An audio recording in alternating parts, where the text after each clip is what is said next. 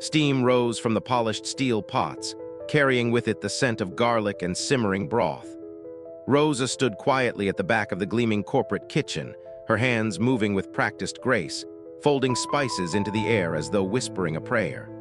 Around her, the younger staff laughed, clattered, and hurried past, hardly noticing the woman whose apron was worn thin, whose eyes carried more silence than words.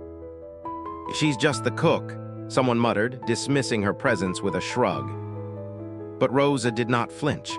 She lowered her gaze, steady, dignified, stirring as if the world itself depended on her rhythm. The narrator's voice lingered like a secret. What they did not see was that every dish carried more than flavor. It carried memory. It carried loss. And hidden in the quiet hands of the cook lay a story no one was ready to taste. The glass tower shimmered in the afternoon light, a monument of power and precision. Inside, the executive dining hall stretched like a cathedral of wealth, marble floors gleaming, chandeliers glowing golden, floor-to-ceiling windows spilling sunlight across leather chairs. Every detail spoke of authority, and at its center sat Alexander Hale. The CEO leaned back in his chair, cufflinks catching the light, his expression sharp as glass.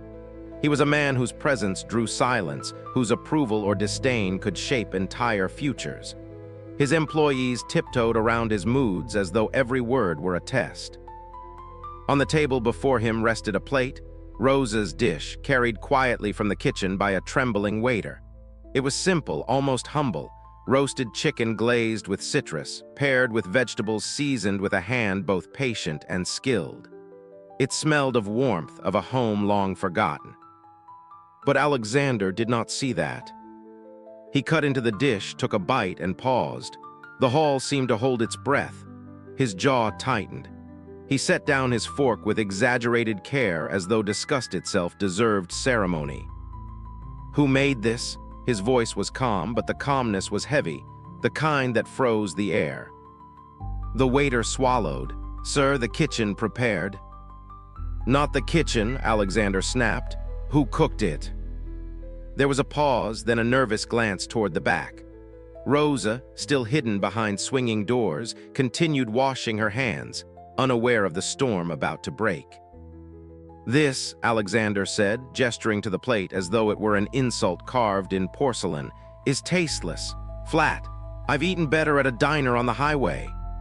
A faint chuckle rippled among a few executives at the table, desperate to echo his judgment, to avoid becoming its target. He leaned back, eyes narrowing. "If this is what we serve to clients, we might as well admit we've lowered our standards. Whoever cooked this," his lip curled, "should consider another profession." The words fell like stones into the room. In the kitchen, Rosa heard them.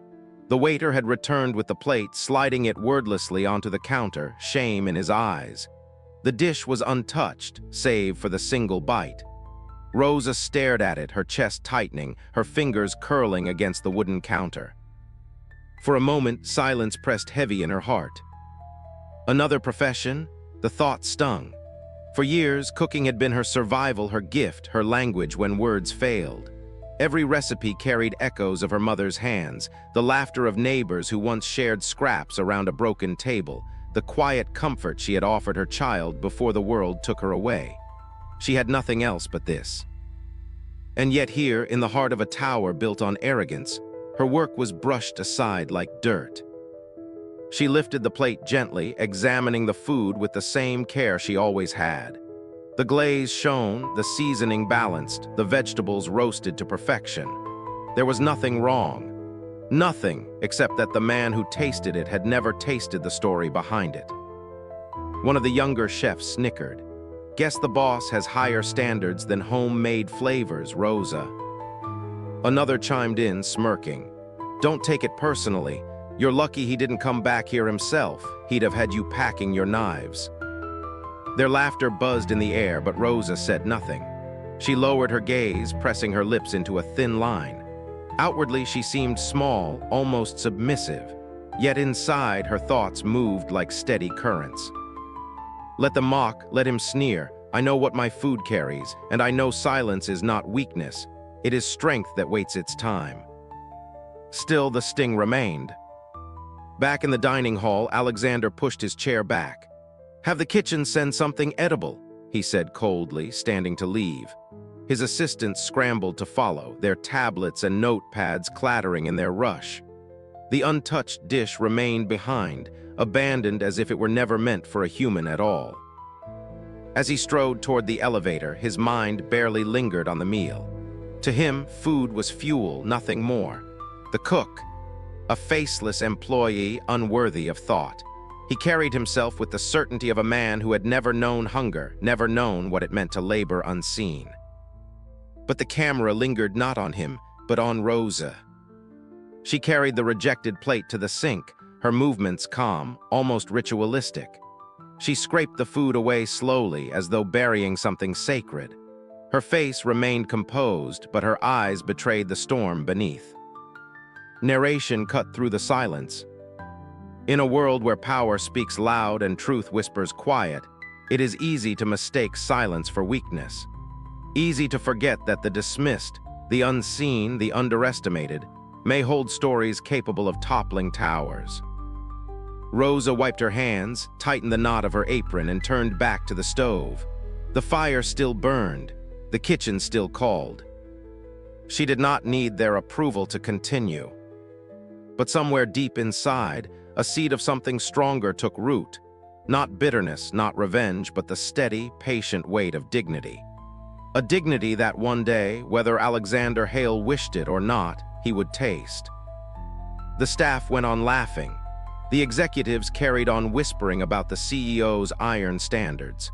And Rosa, invisible once more, kept working. But in the quiet rhythm of her stirring, in the unspoken pride of her heart, a question pulsed like a hidden drumbeat. How long can the powerful mock what they do not understand, before truth demands to be served? The clang of pans and hiss of steam filled the kitchen, masking the low voices that floated like smoke through the air. It was a place of constant motion, knives against cutting boards, orders barked, trays rushing in and out. But within the chaos, Rosa moved differently. She flowed like water, steady and quiet, her hands sure and unhurried, as though time itself bowed to her patience. Yet despite her skill, she was invisible. "Old Rosa's still here, huh?" one of the younger chefs muttered, tossing onions into a pan. "I swear she lives in this place." Another laughed, not cruel but careless. "She probably does, doubt she's got anywhere better to be." They spoke loudly enough for her to hear, but Rosa gave no sign. She bent over the counter, peeling carrots with slow precision, her back curved but her movements elegant, almost reverent. Humiliations came small but steady, like drops of water wearing down stone. A manager dismissing her suggestions with a wave of the hand. Coworkers shoving past her without apology. Tips slipped to the waiters who carried her food, never to the woman who had made it. Rosa absorbed it all in silence. The narrator's voice pressed softly against the scene. It is easy to overlook the ones who labor in shadows. To assume silence means emptiness. But Rosa's quiet was not the quiet of nothingness. It was the quiet of survival. A quiet that had been forged in years of sacrifice, in choices no mother should ever be forced to make. At night, when the kitchen finally stilled and the last dishes were scrubbed, Rosa would sit alone at the small metal table in the back corner. Her body ached from hours on her feet, but her mind carried a deeper weight, memories that surfaced when the world around her grew still. She remembered the narrow apartment where she had once held a baby to her chest, the warmth of tiny fingers curling around her own, the lullabies sung softly to mask the gnawing hunger in her own belly. She remembered the way the landlord had pounded on the door, demanding rent she could not pay, the long hours of scrubbing other people's floors, sewing torn clothes, cooking meals for strangers while her own child cried for milk she could not afford. And she remembered the day, the cruelest day, when she had stood at the threshold of a small orphanage, her heart breaking as she pressed a kiss to her daughter's forehead. "I'll come back for you," she had whispered, though the words tasted like lies. She had no choice. Poverty had cornered her, choked her, left her no room to breathe. To keep her child meant to watch her starve. To let her go meant to carve a piece of her own soul away and walk into a silence that would never leave her. Rosa had chosen silence. Years had passed since then.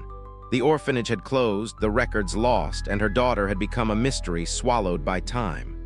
Rosa lived with that absence like a shadow stitched to her skin. She never remarried, never bore another child. She poured every ounce of her love into the meals she cooked, because food at least stayed. Food could hold memory. Food could carry what words could not. Back in the present, the younger chef still whispered, "Think she even has a family?" Nah, if she did, they'd never let her grind like this. She's just one of those people who fades into the background. Their laughter trailed off as they left, but Rosa remained at the table, folding a cloth napkin slowly, deliberately. Her eyes glistened under the harsh kitchen light, but she blinked the tears away before they could fall. Her thoughts stirred like embers. They do not know what it means to give everything and still lose. They do not know what it means to carry love in silence. She rose and tied her apron again. Another shift awaited. Another set of meals to prepare for men and women who would never learn her name, never thank her hands, never understand that every spice, every simmer carried a story. But in her heart, Rosa clung to one truth. Somewhere out there, her daughter lived, grown, perhaps, into a woman by now. A woman who might never know who her mother was, but who, if Rosa's prayers had not been wasted, had grown strong enough to claim a life Rosa herself never could. The camera lingered on her face as she lit the stove, shadows dancing across her worn features. Narration whispered once more, "A life in shadows is not a life wasted, for even shadows are born of light, and Rosa's light, though hidden, would not remain hidden forever." In the background, a waiter's voice echoed faintly, announcing another executive order for the dining hall. Rosa turned, her shoulders squaring, her hands steady as ever. She walked toward the kitchen fire, unaware that the very man mocking her food was the same man who carried the blood she thought she had lost forever. For now, the world still saw only the cook, but soon the whispers would fall silent and her story would demand to be heard. The tower gleamed brighter than ever that night. Outside, cars lined the circular drive, headlights slicing through the dusk as chauffeurs opened doors for men and women dressed in silk, diamonds, and ambition. Inside, the executive floor had been transformed into a banquet hall of opulence. White orchids on crystal vases, golden candles casting long shadows, champagne flutes glistening in the chandelier's glow. This was not just another dinner. It was the event, Alexander Hale's Gala, a yearly showcase where the most powerful in the city gathered to measure each other's wealth, status, and secrets. For Alexander, every detail mattered. The flowers, the wine, the cut of the waiter's suits, and most importantly, the food. In the kitchen, Rosa stood at the center of it all. Pots bubbled, trays slid into ovens, steam fogged the glass windows. She moved without pause, her body weary but her spirit anchored. Every dish bore her mark, every sauce stirred with the patience only decades of survival could teach. But the whispers followed her like gnats. "Big night," one chef smirked, sprinkling salt with careless flair. "If she messes up, that's it for her. CEO won't forgive another mistake." "She's already on thin ice," another added. "Remember last week, he spat her food out like it was poison. If he doesn't like tonight's menu." He drew his thumb across his throat in mock warning. Rosa said nothing. She let the gossip swirl around her like smoke she refused to breathe. Her hands stayed steady. She seasoned, she plated, she checked the ovens as though each motion were part of a sacred rite. Her exhaustion pressed heavy. She had been working since dawn, prepping vegetables, marinating meats, kneading bread. Her feet burned, her back ached, but she endured, because failure was not an option, not when this was all she had. Meanwhile, Alexander swept through the banquet hall, inspecting, directing, correcting with the precision of a general. His sharp eyes scanned the room, catching a misplaced fork, a candle burning unevenly. To him, perfection was not a desire, It was law. He paused at the kitchen's glass wall, watching for a moment. There she was, the cook, gray streaking her hair, shoulders stooped, face drawn from years of labor. Nothing remarkable, nothing powerful, just another worker who existed to serve him. Alexander's lips curled faintly. "Just the cook," he murmured, turning away before the doors swung open to admit another guest.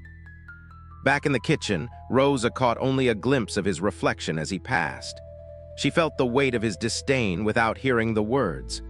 Still, she carried on, her fingers moving carefully over a tray of roasted lamb, drizzling the sauce like brushstrokes on a canvas. The staff rushed around her, nerves high, gossip louder now that the gala was underway. What if she ruins it? She always cooks like it's some home recipe. The boss wants sophistication, not comfort food. Rosa closed her eyes for the briefest moment. They do not understand, she thought. This is not comfort. This is strength. This is the taste of survival, the taste of love that never dies. The first trays left the kitchen. Waiters marched into the grand hall, bearing dishes that glittered beneath the candlelight. Laughter rose, glasses clinked, and Alexander's voice carried above it all, sharp and commanding. Rosa wiped her hands, adjusted her apron, and stood straighter. She could not see the room beyond, but she knew her food had crossed that threshold.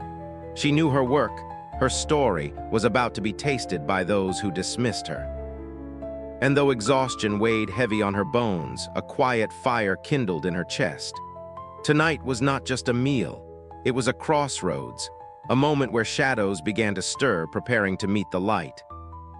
Power does not always see what feeds it, but even the proudest towers must lean, if only for a moment, on the unseen hands that built their feast. Rosa's silence was her shield, her work her voice. And tonight, though mocked, though unseen, her food would speak louder than their scorn. The hall pulsed with chatter, the sound of wealth and confidence echoing beneath the chandelier's glow. Waiters glided between tables, silver trays balanced carefully, placing Rosa's dishes before the city's most powerful figures. Alexander Hale leaned back in his chair, his gaze sharp, his voice clipped as he spoke with a senator at his side. His attention was everywhere on the room, on the impression he commanded, everywhere but the food. Until the first bite touched his tongue. He froze. The lamb melted softly, its glaze a delicate balance of citrus and spice. But it was not the flavor alone that halted him. It was the memory it carried. A taste that did not belong in this world of crystal and marble, but in a kitchen of chipped plates and worn wooden tables. His mother's kitchen. For a moment, Alexander was no longer the untouchable CEO. He was a boy again, legs swinging from a chair too tall, watching his mother's hands sprinkle herbs into a pot, humming softly as she worked. He had not remembered that sound or that taste in decades. The memory struck like lightning, quick and disorienting. His brow furrowed. Who prepared this? His voice was low but firm, commanding attention at the table. The senator blinked. I believe it was the kitchen, Mr. Hale. No, Alexander interrupted, sharper now. He set down his fork with deliberate care, his fingers tightening against the polished wood of the table. Not the kitchen. Who cooked this? The laughter around him faltered. His executives exchanged uneasy glances. No one answered. Finally, a manager hurried forward. Sir, it was one of the staff, Rosa. She's one of our longtime cooks. Bring her here. The words were not a request. In the kitchen, Rosa was wiping down the counter, her hands trembling from hours of work. When the summons came, her chest tightened. She glanced around at the other chefs who smirked, whispering behind their hands. Looks like you're in trouble, Rosa. Better have an excuse ready. Rosa dried her hands slowly, pressing the cloth into her palms as though to steady herself. Then she walked, quiet but upright, through the swinging doors into the glow of the banquet hall. The shift was instant. Guests looked up, curiosity flickering in their eyes.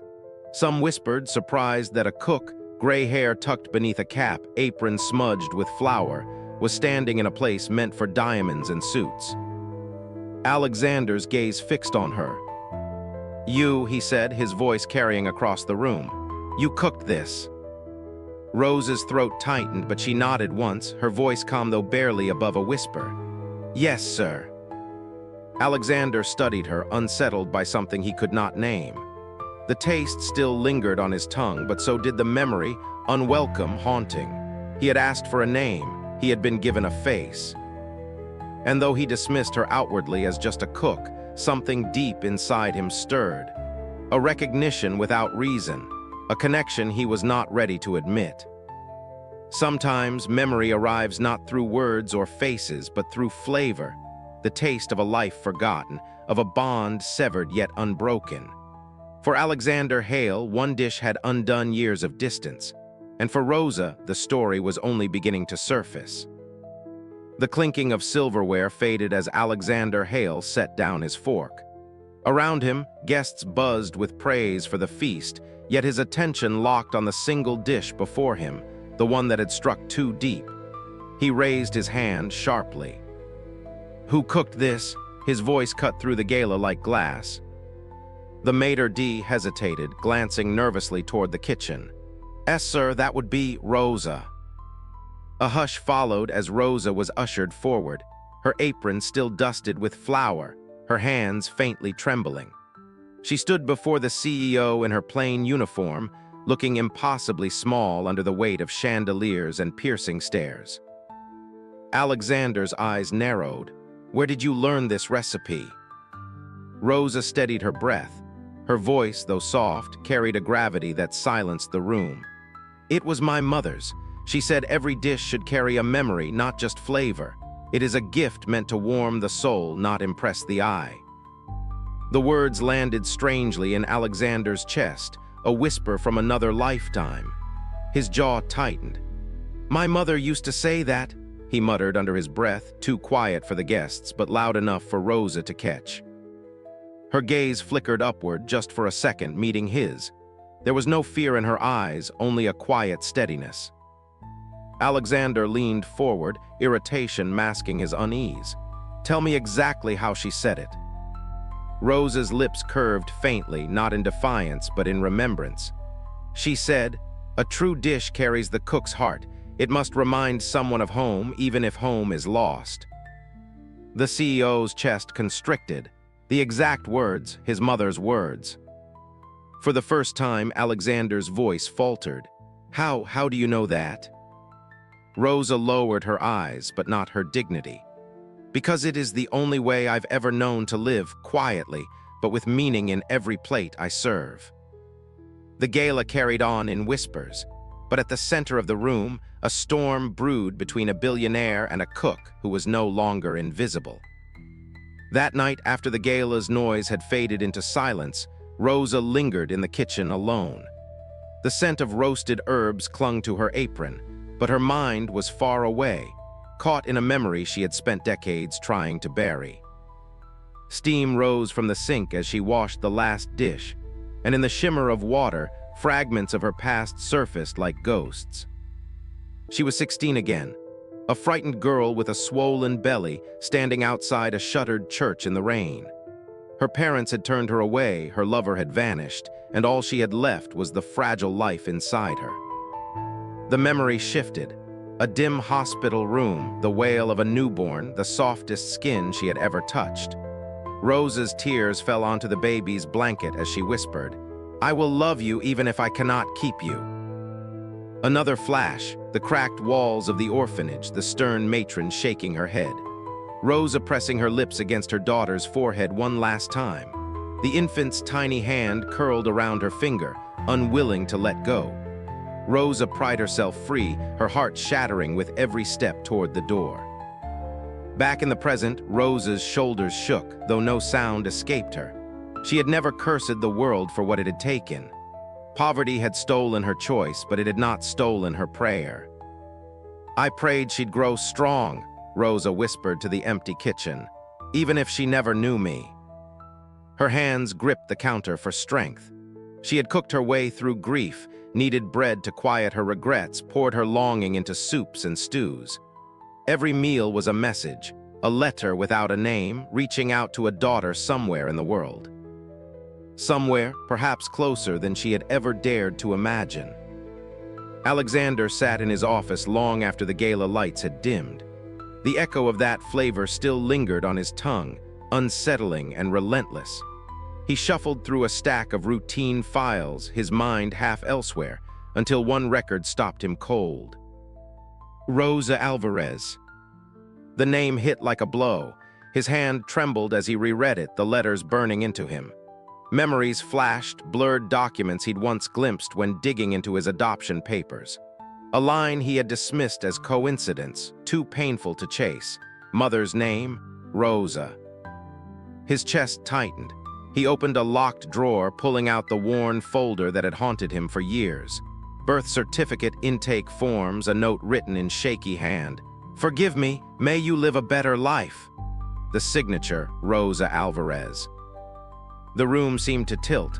The cook, the invisible woman stirring pots in silence, the one he had mocked, dismissed, overlooked. Not just a cook. His mother. Alexander's breath fractured into silence as realization rooted deep. The woman he had wounded with careless arrogance was the one who had given him life. The office was dim. The skyline stretched like shards of glass beyond the floor-to-ceiling windows. Rosa stood near the door, clutching her apron, uncertain why the CEO himself had summoned her at such a late hour.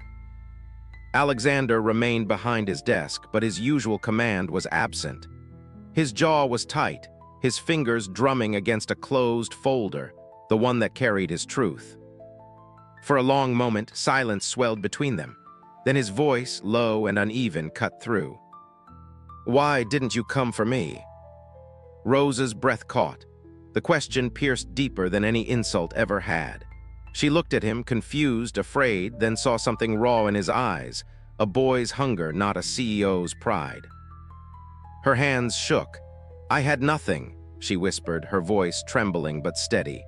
"No home, no food, only debt and shame. What could I have given you except the hope that you would make it further than I ever could?" Alexander's throat constricted. He rose abruptly, pacing, fists clenched. "Do you know what it's like growing up asking who you are, wondering why no one came back?" His voice cracked, sharp with pain.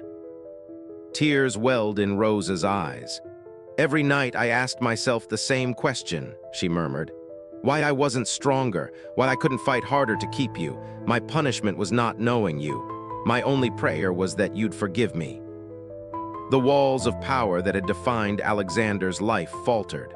For once, he wasn't the untouchable titan of steel and glass. He was a son, staring at the woman who had carried him, abandoned him, and yet never stopped loving him. Silence returned, heavy but different now. Between them, pride and pain tangled with something new, the fragile beginning of belonging. The company's grand dining hall shimmered with glass and gold, filled with executives and staff awaiting the CEO's customary address. Rosa moved quietly at the back, as she always did, arranging trays, blending into the shadows. But this time, Alexander's voice called her forward. "Tonight," he began, his tone steadier than it had been in years, "I want to introduce someone, not an executive, not a shareholder, but the person without whom I would not stand here at all." Confused glances darted around the room. Rosa froze, her hands tightening around her apron. Alexander stepped down from the podium and extended his hand toward her. "This woman is not just our cook, she is my mother." The hall fell into stunned silence. Forks paused midair, conversations died. Rosa's breath caught as every pair of eyes turned toward her, eyes that once overlooked, dismissed, even mocked. A murmur rippled through the room, but Alexander's presence anchored it. He lifted her hand gently, almost reverently. "Her strength gave me life. Her sacrifices shaped the man I became. Tonight we honor her." Applause swelled, hesitant at first, then thunderous. Rosa blinked back tears, her once bowed head now lifted. She was no longer invisible, she was seen. Justice had finally been served. Days passed after the revelation, yet the memory of that dinner lingered in every corner of the tower. The staff who once brushed past Rosa without so much as a glance now greeted her with respect. Some with warm smiles, others with quiet nods, but all with an awareness that the woman in the worn apron was more than she appeared. Alexander, too, was different. His presence had not softened into weakness, but into something more commanding because it was human. Where once his orders were barked without eye contact, now he paused, asked names, even thanked those who served. His board noticed. His employees whispered. Power had shifted, not in his position, but in his posture. And Rosa, she still arrived before dawn, apron tied, hands busy over simmering pots. But her steps were lighter, her back straighter. When she moved through the halls, people made space. When her food was served, no one dared mock. It was savored, honored, as though each dish carried the history Alexander himself had revealed. In the silence of her kitchen, Rosa often touched the locket she had hidden away for decades, the one she thought she'd never show anyone. Now sometimes Alexander would stand beside her watching her cook, saying little. He didn't need to. The silence between them was no longer empty, it was whole. The narrator's voice lingered, steady and clear. Power shifts not when walls are climbed, but when hearts are humbled. A woman once invisible became the mirror in which a mighty man saw himself. And in that reflection, he found not shame, but grace. True dignity is not given, it is revealed. The tower was the same, but inside its walls, everything had changed. The camera lingers on Rosa's hands as she stirs a simple pot of soup, steam curling like threads of memory. Her apron is the same, her kitchen unchanged, yet everything feels different now. Behind her, Alexander stands, not as a CEO commanding empires, but as a son watching quietly, his eyes softened with gratitude. The narrator's voice carries like a gentle tide. A mother's love may be hidden, but it never vanishes. Even in silence, it seasons every part of life. It flavors hardship with resilience, emptiness with hope, and longing with strength. Rosa's love had no voice, no recognition, yet it lived. In every dish she served, in every quiet prayer whispered to the night. Rosa lifts a spoon, tastes, then nods, her approval subtle, unspoken. She offers the bowl to Alexander. He takes it with both hands, hesitating as though holding more than food. When he tastes, his eyes close, not just from flavor, but from something deeper, something long denied yet finally found. The narrator continues. Blood is not measured in wealth or titles, but in the invisible recipe passed from heart to heart. Tonight, Alexander tasted more than a meal. He tasted belonging. The screen fades to Rosa's quiet smile, Alexander beside her, their silence heavy with peace. A final echo. Some recipes feed the body, others feed the soul.